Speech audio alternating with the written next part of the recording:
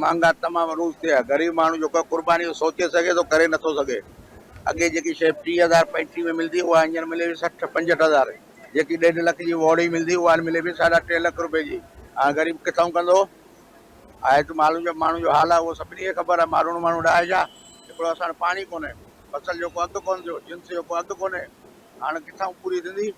Government खे घुर्जे कि तेल लाहे न। परसाली बेट में जेको हींअर छेला हुआ न वो जेके 40-50 ते मिलंदा हुआ 70-80 हज़ार ते मिलनि था। छाकाणि त वधंदड़ महांगाई जेका पेट्रोल 430 440 हिते जेको पेट्रोल ऐं डीज़ल आहिनि जेके ॿाहिरि जा ग्राहक ईंदा हुआ जेके हितां माल वठी ईंदा हुआ उन्हनि जा किराया जाम थी विया। उहे हिते अचणु छॾे विया, भाॻिया वीचारा मरी हलिया आहिनि। ऐं छेला जेके आहिनि त विड़िले कुझु विझनि पिया। एॾो वॾो लॉस अची वियो आहे वापारियुनि खे बि जेको वीचारा तमामु घणा परेशान थी विया आहिनि। हालात ही ईद जेकी हूंदी आहे न असां ग़रीब माण्हू जी त आहे ई कोन। ग़रीब माण्हू खे मूं कॾहिं कोन ॾिठो। मूंखे 45 साल वापारु कंदे थिया आहिनि के ग़रीब वापार लाइ को बि कुर्बानी लाइ छेलो न वरितो आहे।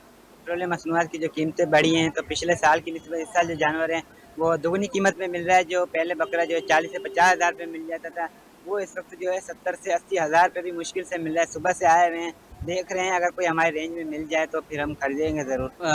पोइ जेका साल हुई उन खां हींअर रेट तक़रीबन घटि आहिनि ऐं पर उन हूंदे बि जेके महांगाई आहे या तेल डीज़ल पेट्रोल जेके जंहिं हिसाब सां चाढ़िया विया आहिनि उन हिसाब सां त हीअ रेट वॾा आहिनि।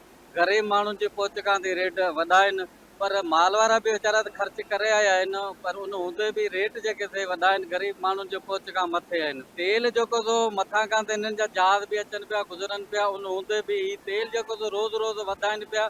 इहा हिकिड़ी हुकूमत जी नाअहली आहे। हुकूमत वारा पाण पंहिंजो फ़ाइदो वठनि पिया, पाण पंहिंजो फ़ाइदो हासिलु कनि पिया ऐं ग़रीब माण्हुनि ते सॼो जेको सो वज़न भार जेको सो ग़रीब माण्हुनि ते किरायो पियो वञे।